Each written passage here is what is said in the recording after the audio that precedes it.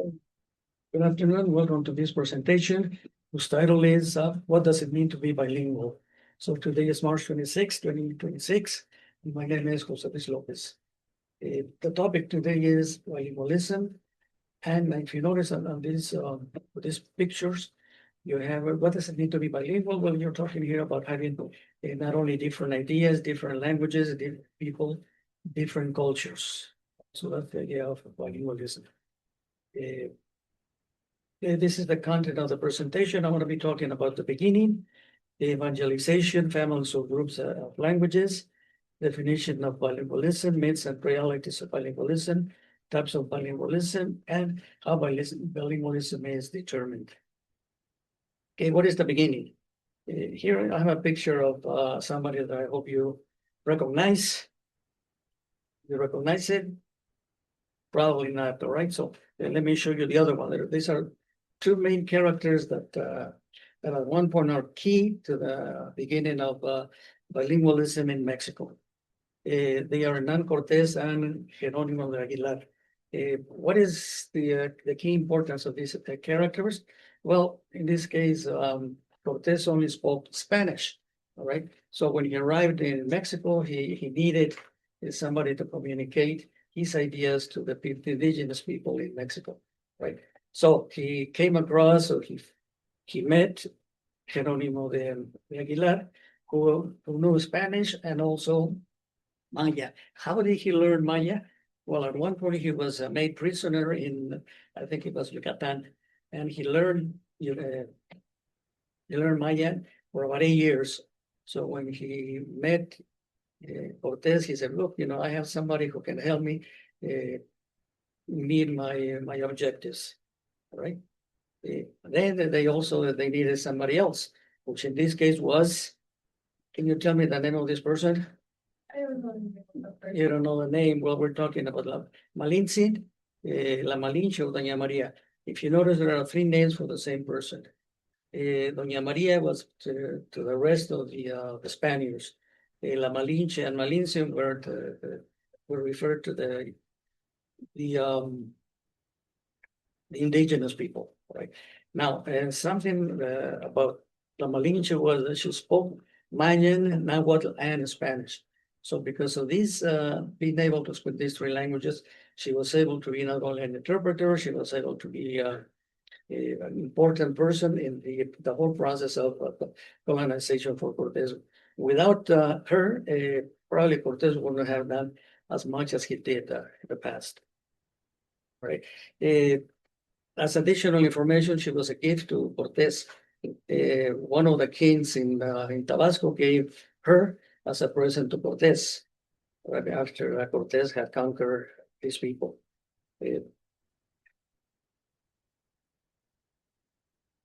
Sorry. Yeah, that's something that is important here. She died when she was very young. Apparently, this was one of the common characteristics of the Spaniards who arrived in Mexico. Now, what about the process of evangelization?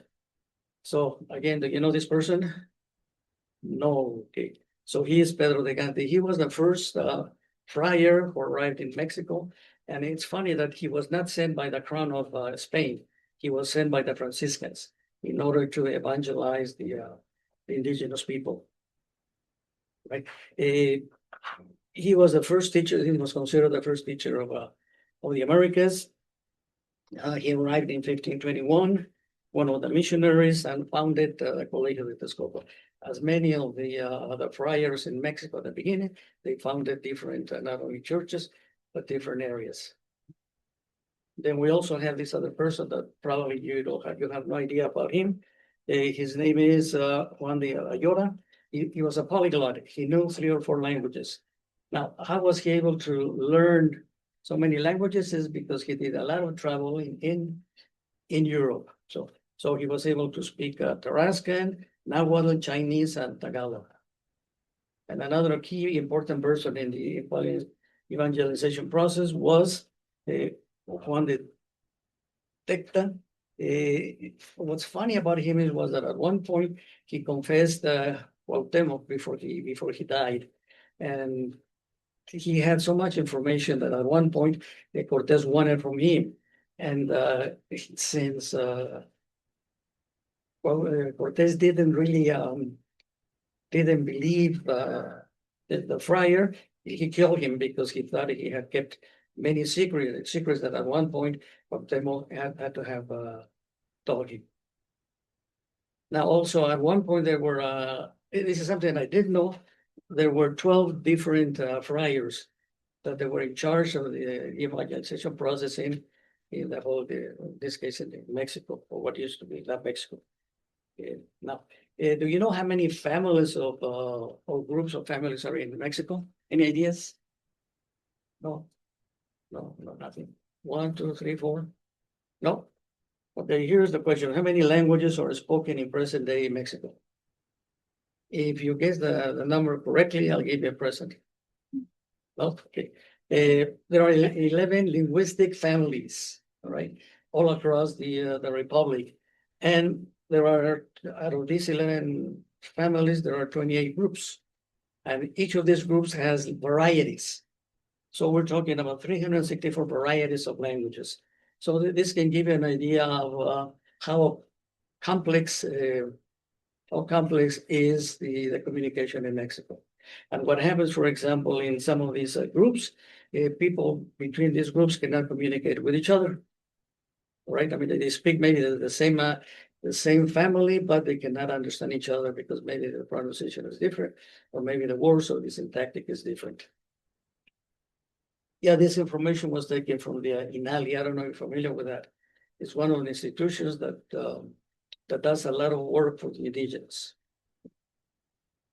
Here's an example of the different where the different languages are spoken. Right, if you know, it's basically would be in the.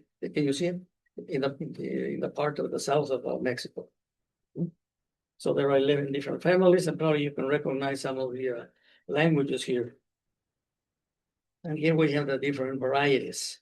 So there are 364 varieties, and at one point, these people cannot understand each other because there are so many varieties of the language. Now, how many people speak Spanish as a second language? In other words, they have as a first language one of the 68 families, right? But then they use Spanish as a second language. Like, for example, would be English as a second language. So how many people? 7 people only?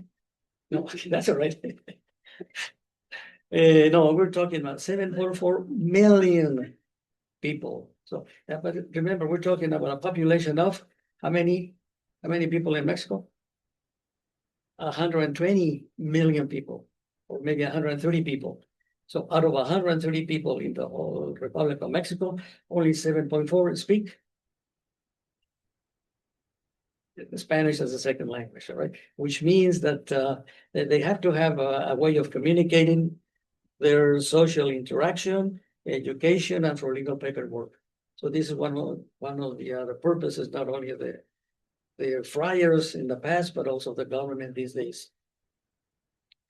Now, in which states where you have the most of these indigenous people will be Chiapas, Oaxaca, Guerrero, and Puebla. So is anybody from any of those states? I guess, let me see. Erika, you've been to Veracruz, right? This was a 4 now. Have you noticed any of these groups or people speaking these languages or not? They don't speak Spanish. They all speak Spanish. Okay, all right. Now, a very important question. How many people speak Spanish as their mother tongue? Any ideas? So we're talking about 120. 7.4 million speak another language. So how many people speak Spanish? About 120 million. And the other 10 million speak, speak Spanish as a second language. Any questions so far? No. Now, very important. How many people speak English fluently? How many people do you think speak English fluently? Any ideas? No? 1 million, 2 million, 3 million, 4 million? No? 5%, 5% of the population only. And you were talking about 6 million people. What does this tell you? It's not enough, or maybe it's not a lot of people, it's not enough people. So what has to happen? People need to learn English more fluently, or more English fluently. And 30% of the population understand what's called basic English. In other words, maybe they can read, maybe they can listen, maybe they can speak a little, all right, but not necessarily the 4 skills. So 30% of the population. Now, I want to show you definitions of bilingualism. And what I want you to do is, if you can read it from there, I would like you to read it, please. Can you read it? Not necessarily the name. Renata? You can see, well, it says a native-like control of 2 languages. A native-like. What does that mean? Native-like. Native-like. What is that? Yeah. Almost like. Or sometimes better than. Okay, better than a native speaker of English. Then we have, it says the ability an individual has to use a skill in any of the 2 languages. So what is the idea here? That these people can use it. You would be considered bilingual according to this definition if you can write, if you can listen, if you can read, then you would be considered bilingual. And if you notice, there's no one definition of bilingualism. There are different definitions, and according to your needs, maybe you can accept that. Then you have the ability of switching codes. You know what that is? Switching codes. You go back and forth. You speak Spanish and then you speak English. You speak Spanish and English. That would be. Now, later on, we'll talk about if this is good or bad. And the other one is the use of 2 languages alternatively. Now, where do you fit here? Which one do you think you would fit? Hello?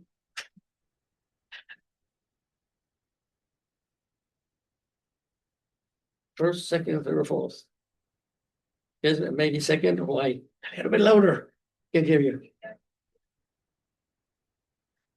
Someone has the skill of to use that. So do you have that skill? You feel that way? Okay. Renata, how about you? Okay. Oh. But which definition would you think? The second one. And Sophia? The second one. All right. We're going to have an activity right now. It's called Myths and Realities of Bilingualism.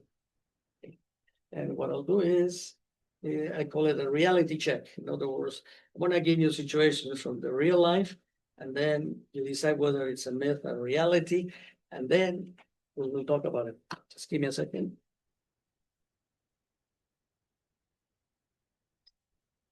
So you're going to need a pen and find the word you need. I'll give you the 5-minute maximum. Okay, and at the same time, we discuss that is with the stuff. Maybe big sentences.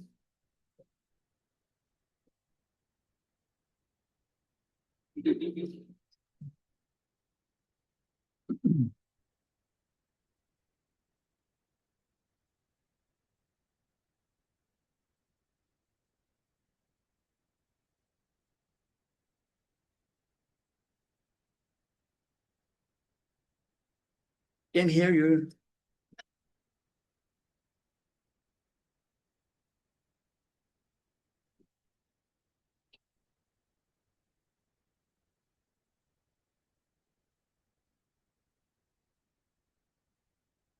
Let's make a change here. Erika, would you like to read number 1? So what do you think? Is that a myth or a reality? Reality? Only 1 language in the world? So it would be a myth, right? So what would be the real situation?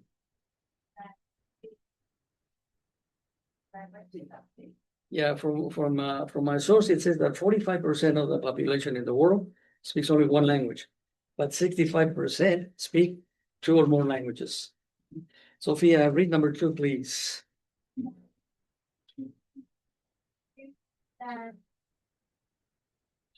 Monolingual ones, is that a myth or a reality? A myth, yes. Why?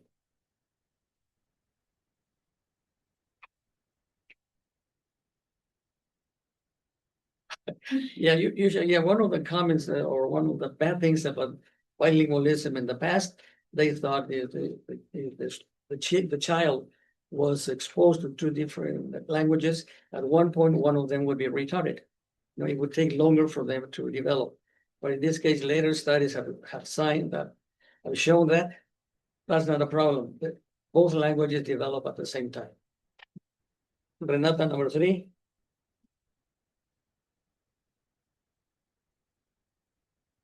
Would that be a myth or a reality? Why?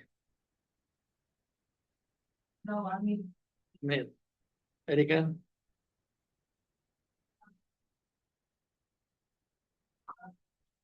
No, the same one.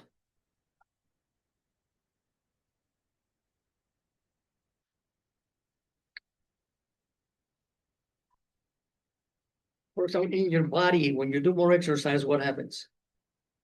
Your whole body. You become more flexible. So what happens to the brain when you use one, two or more languages? It becomes more flexible. Yeah. More functions in the brain are in use. Number 4, Erika.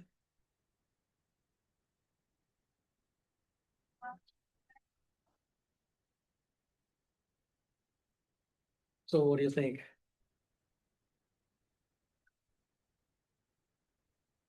So you're in psychology, right? What have you read about this? Myth, sure. Yeah, it only happens, for example, if one language at home is seen as negative. But if both languages are seen as positive, then the children would not have this problem of identity. We're going to do one more and then we'll continue. Number 5. Anybody?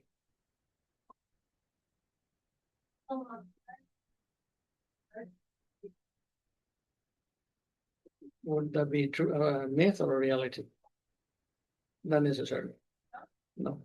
Which means that at one point, anybody who starts studying a language can become bilingual. So what would make the difference? Contact, dedication, talent, many things. But yeah, you don't have to be born in the United States in order to speak English as a native. All right. Well, thank you very much with that activity. Let me show you some types of bilingualism. And if you cannot see it, please get closer. Move closer. Please. Please move closer. Erika. You can see. You can see. Sophia. yeah, Yes. All right. Stay from there. So here, if you notice, you have information on two types of bilingualism. One which is called late bilingualism, and the other which is early bilingualism. What would be the difference according to you? Or better, which one would you accept as yours? So what would be your situation? The age of acquisition. Is it similar or different from this? Sophia, you have an idea. no, I'm Your process is maybe good. Erica, since you don't have any problems reading. No, just which one do you think is you would fit in? Simultaneous, Okay. And you're not that, what about you? You need to move closer. That's all right.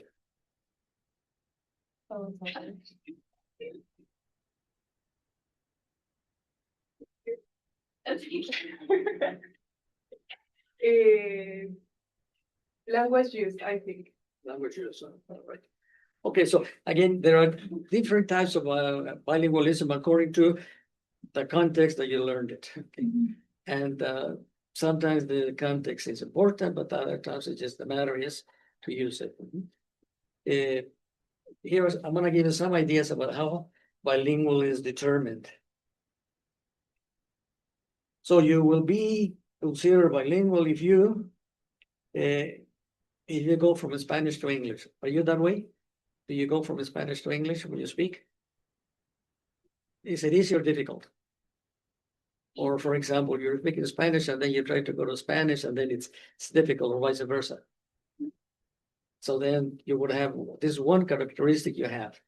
The other one is, have you taken a test that gives you your score as a C1, C2? You have it, Erika? So when did you take it? When? Yes. But you haven't taken it lately. Okay, so you would be considered bilingual. What, Renata, Sofia, what about you? No, but when did you take the last test? In primary. Primary. And at what level did you take? What level did you have? You don't remember, okay. All right, so anyway, the idea would be to take any of these standardized exams that give you a C1 or a C2 level. Now, what happens if you're a B2? Well, you need more work. All right. The next one. Do you understand almost everything you read, everything you listen? Yes or no? Not everything. Well, like what percentage? What percentage? 85. 85%. So I guess you need to work a little bit more on the other 15%. For example, when you're using English, do you have a hard time trying to find the words or the right words in order to express your ideas? Well, so then I guess you could be considered bilingual. Do you use English in your social, your professional, or your academic life? You do. Now, which one do you feel that you're stronger in? Academically, professionally, or socially? Social. You use social media. Academic.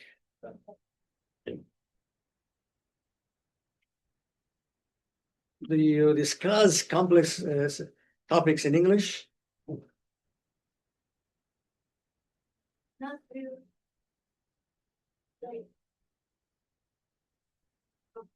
I can hear complex, but you do have conversation in English. Erika? Yeah. All right. Are you aware of cultural differences and social aspects when you're using English and you're using English with other people? Do you notice these cultural differences or not? You don't? Yeah, you do. Okay. Do you use English with ease? In other words, easily, or is it difficult for you to kind of get stuck? It's easy.